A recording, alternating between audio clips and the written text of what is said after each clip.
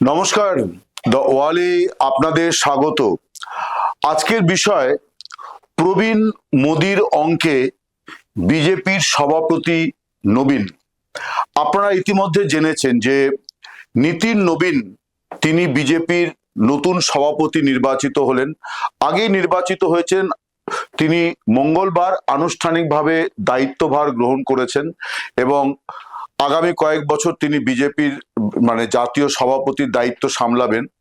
এখন বিজেপি একটা দল যেখানে নির্বাচন কমিশনের নিয়ম মেনে নিয়মিত সাংগঠনিক নির্বাচন হয় এবং সভাপতি বদল হয়, এগুলো তো একটা স্বাভাবিক প্রক্রিয়া। সব দলের এখন যারাই নির্বাচনে অংশ নেয় তাদের সব দলকেই কিন্তু নির্বাচন কমিশনের কাছে এই ব্যাপারে রিপোর্ট দিতে হয় যে দলের পদাধিকারী নির্বাচন হয়েছে এবং অমুকে সভাপতি হয়েছেন, এবং এটা ম্যান্ডেটারি যে একটা সাংগঠনিক নির্বাচনের মধ্য দিয়ে আসতে হবে। নীতিন নবীন, তার বিরুদ্ধে কেউ প্রার্থী ছিলেন না, ফলে তিনি বিনা প্রতিদ্বন্দ্বিতায় জয়ী সভাপতি।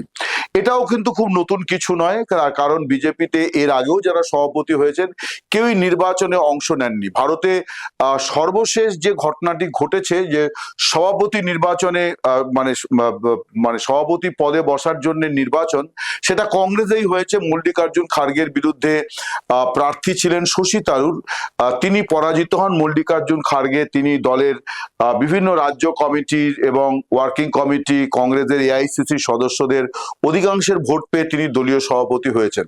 ফলে তিনি এই মুহূর্তে ভারতে বলা চলে একমাত্র নির্বাচিত দলীয় সভাপতি। আর কোনো দলেই এই ধরনের নির্বাচনের বা কোনো এই ধরনের কোনো গণতান্ত্রিক প্রক্রিয়ার কোনো দৃষ্টান্ত নেই। এখন নীতিন নবীন, তাকে নিয়ে আলোচনার মূল কারণ কিন্তু সম্পূর্ণ ভিন্ন। সেটি হচ্ছে যে এই প্রথম বিজেপিতে একজন নবীন, তার নামে নবীন এবং বয়সেও নবীন, তিনি রাজনীতিতে তো খুবই নবীন, মাত্র 2 দশক তার রাজনীতির মেয়াদ, অর্থাৎ 2005 সাল নাগাদ তিনি বিজেপিতে একেবারে সক্রিয়ভাবে রাজনীতিতে এসছেন। বিহারের এই নেতাকে বিহারেরও খুব বেশি মানুষ কিন্তু চেনেন না, এমনকি বিজেপির সমর্থকেরা, বিজেপির নিচুতলার কর্মী সমর্থকেরাও কিন্তু খুব ভালো চেনেন না। তার কারণ তার কথা কখনোই সেভাবে আলোচনায় কখনো আসেনি।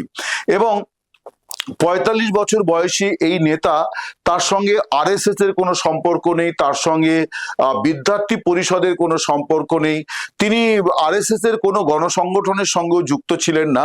একটা অলিখিত নিয়ম যে আরএসএস থেকেই বিজেপির সভাপতি, অর্থাৎ যারা আরএসএস এর শাখা স্তরে কাজ করেছেন, কার্যকর্তা ছিলেন, তারা বিজেপির সভাপতি হবেন, সেইটাও কিন্তু নীতিন নবীনের ক্ষেত্রে প্রযোজ্য হয়নি।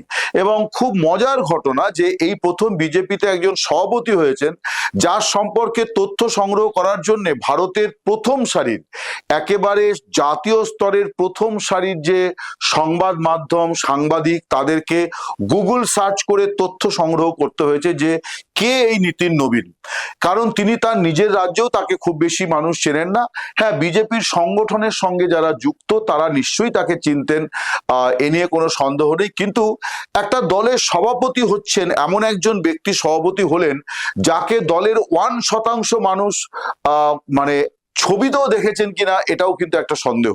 ভগ্নাংশ শতাংশ নেতা কর্মী তাকে চাক্ষুষ করে থাকতে পারেন, 1% অর্থাৎ যারা বিজেপি করেন, বিজেপি মনোভাবাপন্ন, তাদেরও 1% মানুষটি 1% মানুষ তার ছবি দেখেছেন কিনা এটা নিয়েও কিন্তু সংশয় আছে।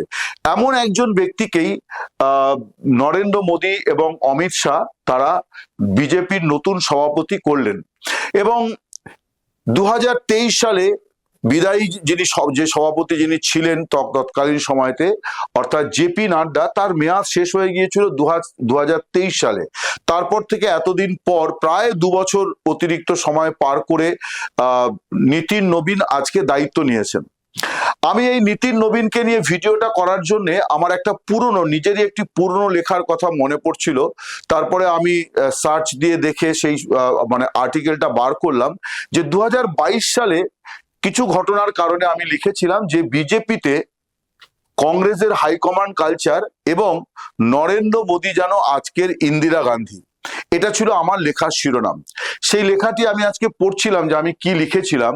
এটাই আমি লিখেছিলাম যে বিজেপিতে ক্রমশ একটা হাইকমান্ড কালচার কাজ করছে। হাইকমান্ড কালচার মানে কি? হাইকমান্ড কালচার মানে হচ্ছে যে দিল্লির নেতৃত্ব যা মনে করবে সেটাই শেষ কথা, এবং রামা শ্যামা যদু মধু যাকে যে কোনো পদে তারা যে কোনো সময় বসিয়ে দিতে পারেন। এবং এই কালচারটার সূত্রপাত বড় আকারে ব্যাপকতা পায় কংগ্রেসে, এবং সেই ব্যাপকতাটাও পেয়েছিল ইন্দিরা গান্ধীর সময়তে। একটা সময় বলা হতো যে ইন্দিরা গান্ধী দিল্লি থেকে যতদূর পর্যন্ত দেখতে পান এবং যাকে দেখতে পান উনি তাকে সেই রাজ্যের হয় প্রদেশ কংগ্রেস সভাপতি করে দেন, নয়তো রাজ্যের মুখ্যমন্ত্রী করে দেন। অর্থাৎ ইন্দিরা গান্ধী তার দলটা তখন যখন চালিয়েছেন তখন ঠিক এই রকম দাপটে চালিয়েছেন যে তার অনুগত এবং তিনি যাকে মনে করবেন যে এই লোকটি উপযুক্ত তাকে তিনি বিভিন্ন পদে বসিয়ে দিতেন। এবং কংগ্রেসি মুখ্যমন্ত্রীদের নিয়ে একটা আলোচনাও ছিল যে কে কবে মুখ্যমন্ত্রী আছেন কে নেই এটা মানে দলের লোকেরাও ঠিক মতো জানতেন না। এবং এই জন্যে ইন্টারভিউতে চাকরির পরীক্ষাতে অনেক সময়তেই অনেক রাজ্যের মুখ্যমন্ত্রীর নাম জিজ্ঞাসা করা হতো। এটা করা হতো এই জন্যে যে হয়তো দুদিন আগে মুখ্যমন্ত্রী বদলে গিয়েছেন, ফলে চাকরি প্রার্থী তিনি একেবারে সর্বশেষ তথ্য খবর রাখেন কিনা এটা বোঝার জন্য এই ধরনের প্রশ্নও করা হতো।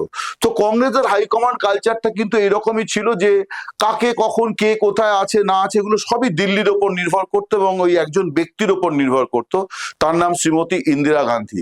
তার আরো অনেক রকম গুণ আছে, গুণ ছিল, অনেক কিছু করেছেন দেশের জন্য, কোনো সন্দেহ নেই, কংগ্রেসের জন্যও অনেক কিছু করেছেন, কিন্তু আবার ভারতের রাজনৈতিক সংস্কৃতির অনেক ক্ষতিও করেছেন ভদ্রমহিলা, অনেক ধরনের ক্ষতি, মানে রাজনীতিতে গোষ্ঠীবাজি, রাজনীতিতে হিংসা আর সবকিছুই মোটামুটি তার সময়তে অনেক বেশি ব্যাপকতা পেয়েছিল। ফিরে আসি নরেন্দ্র মোদীর জমানাতে, যে নরেন্দ্র মোদী 2014 সালে ভারতের প্রধানমন্ত্রী হওয়ার পর থেকে তিনি ক্রমশ দলটাকে যেভাবে চালাচ্ছেন সেটা হচ্ছে যে বিজেপি হচ্ছে একটা মোদি টিম, অর্থাৎ মোদির দল। এটা বিজেপি বলে ভারতীয় জনতা পার্টি বলে কিছু হয় না, নরেন্দ্র মোদীর পার্টি, নরেন্দ্র মোদীর দল, এবং তিনি সেই দলের ক্যাপ্টেন।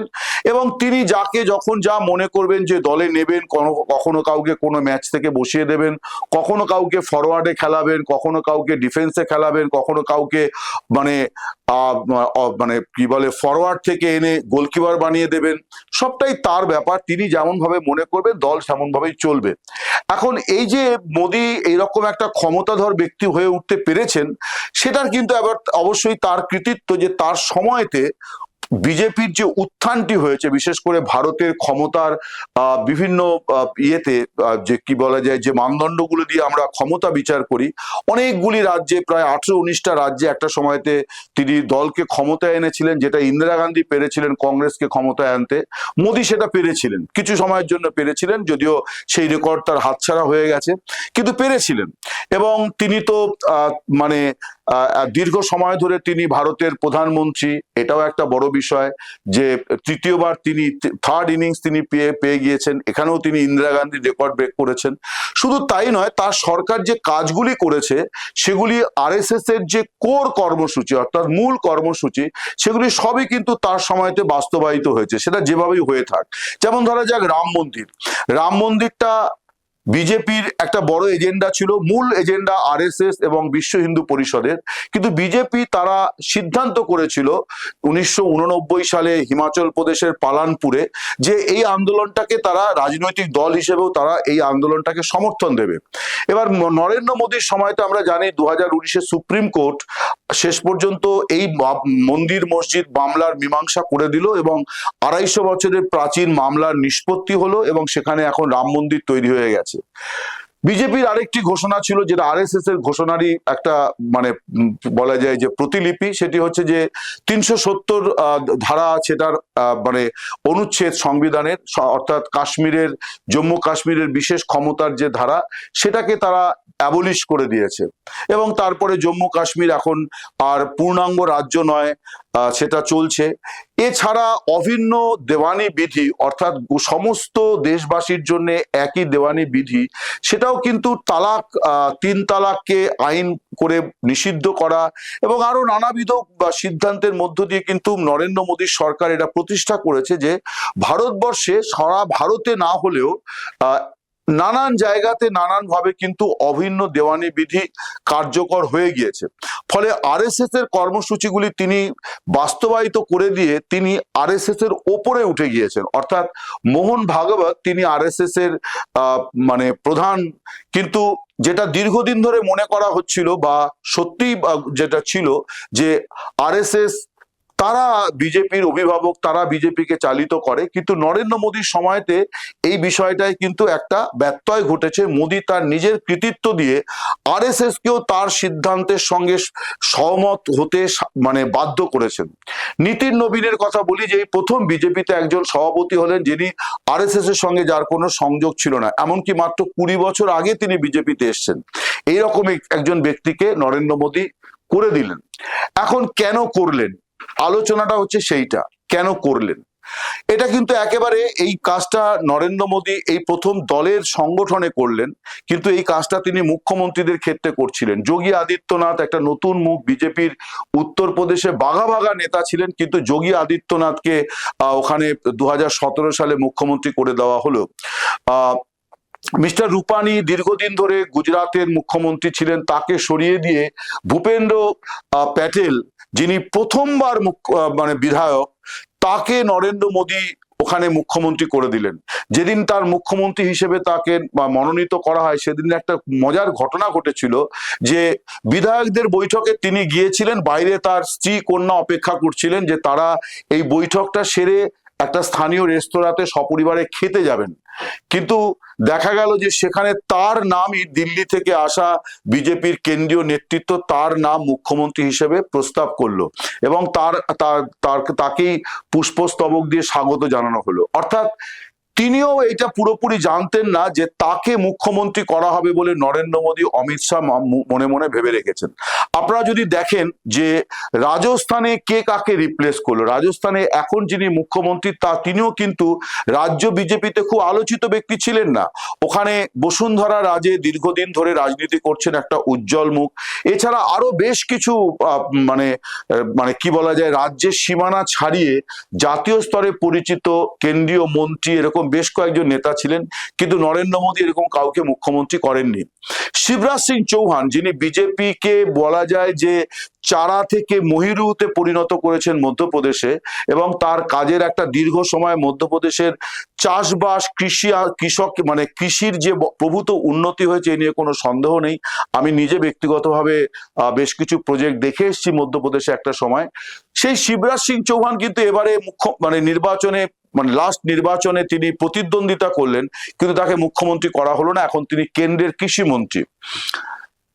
ছত্তিশগড়ে রমন সিং এর মতো নেতা রয়েছেন যিনি দীর্ঘদিন ছত্তিশগড়ে বিজেপির সরকার টিকিয়ে রেখেছিলেন এবং যার কাজের অনেক সুখ্যাতি ছিল, যে যিনি মাওবাদী এলাকাতে রেশন ব্যবস্থা চালু করে দিয়ে চাউল বাবা উপাধি পেয়েছিলেন। এইরকম একজন ওজনদার নেতা, তাকেও কিন্তু বিজেপি রিপ্লেস করে দিয়েছে। আপনারা দেখবেন যে ঝাড়খণ্ডে একসময় মুখ্যমন্ত্রী করা হয়েছিল রঘুবর দাসকে।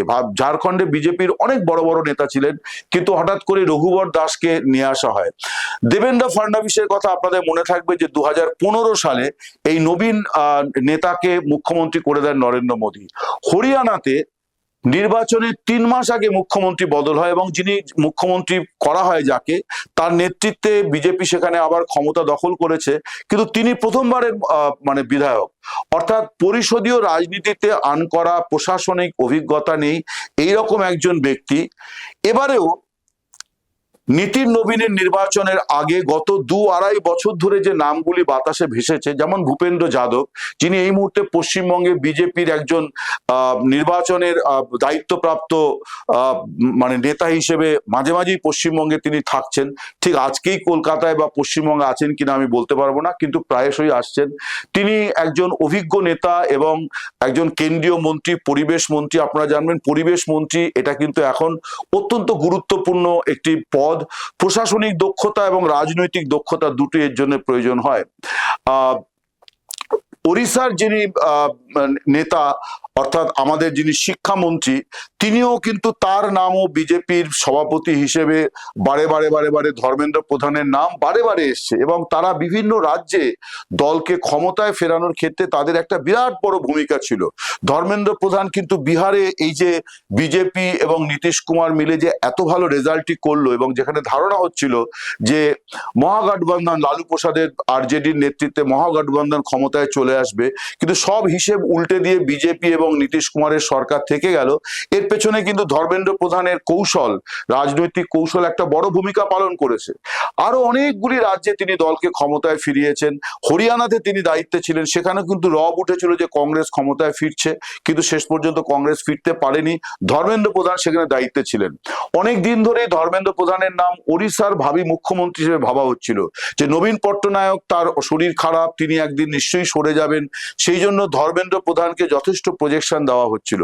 কিন্তু নবীন পট্টনায়কের পর বিজেপি ওখানে ক্ষমতা দখল করেছে, কিন্তু মুখ্যমন্ত্রী ধর্মেন্দ্র প্রধান হননি। সম্পূর্ণ আনকরা, একেবারে বিজেপিতেও যার কোনো রাজনৈতিক দর নেই, ওজন নেই, এইরকম একজন ব্যক্তিকে মুখ্যমন্ত্রী করা হয়েছে। প্রশ্ন হচ্ছে যে এগুলো কি ভারতের রাজনীতিতে নতুন? না, আমি প্রথমেই বলেছি যে ইন্দিরা গান্ধী তিনি তার পছন্দের লোকজনদের, এই ব্যাপারটা রাজীব গান্ধীর মধ্যেও ছিল যে তিনি তার পছন্দের লোকজনদের বসিয়ে দিতেন। তারা যোগ্য কি অযোগ্য এ নিয়ে কেউ ভাবনা চিন্তা করতে পারতেন না। হাই কমান্ডের সঙ্গে ভালো সম্পর্ক থাকলেই কংগ্রেসের রাজনীতি করা যায়, এই ব্যাপারটা হয়তো এখনো পুরোপুরি দূর হয়নি, এখনো আছে, কিন্তু আগের মতো নেই। কংগ্রেস ক্ষমতায়ও নেই, আর কালচারটাও অনেকটা অকার্যকর হয়ে গিয়েছে, কারণ কংগ্রেসের গান্ধী পরিবারের দাপট সেই আগের মতো আর নেই।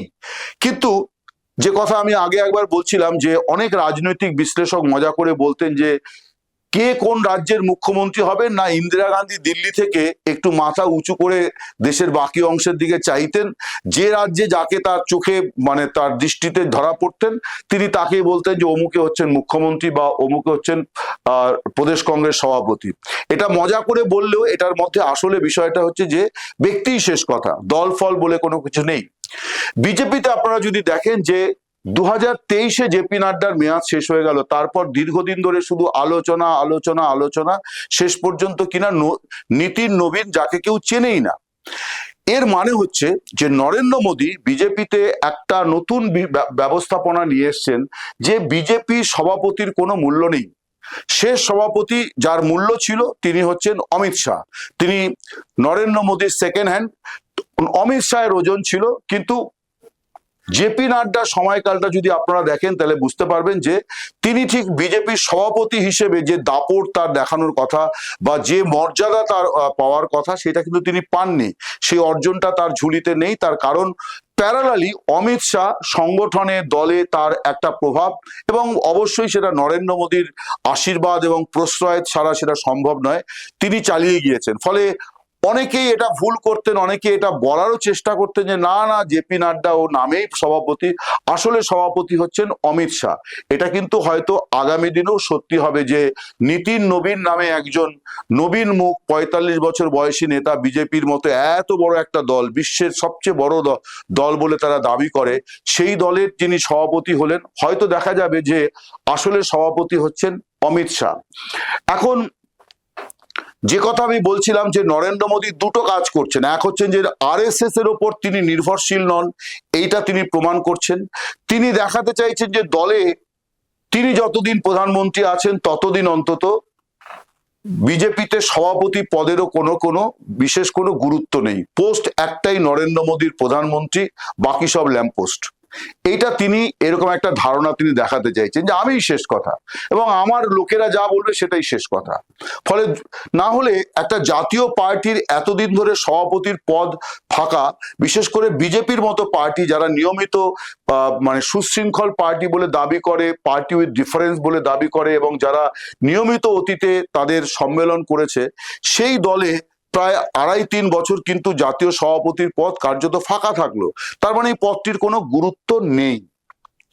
এখন আরো অনেকগুলি কারণ আছে যে নরেন্দ্র মোদী এমন এমন লোককে বিভিন্ন রাজ্যে বসাচ্ছেন যে তার যখন রাজনৈতিক ওজন কমে যাবে, গুরুত্ব কমবে, বা তিনি যখন কোনো কারণে কোনো বিপদে পড়বেন, তখন যাতে দলের ভেতর থেকে তার ওপরে কোনো আক্রমণ না আসে, তাকে রিপ্লেস করার দাবি না ওঠে, তার নীতি পরিবর্তনের কথা না হয়, বিজেপির কোনো কর্মসমিতিতে কেউ যাতে না বলে যে এইটা করে আমাদের ভুল হয়েছে, ওইটা করে আমাদের ভুল হয়েছে।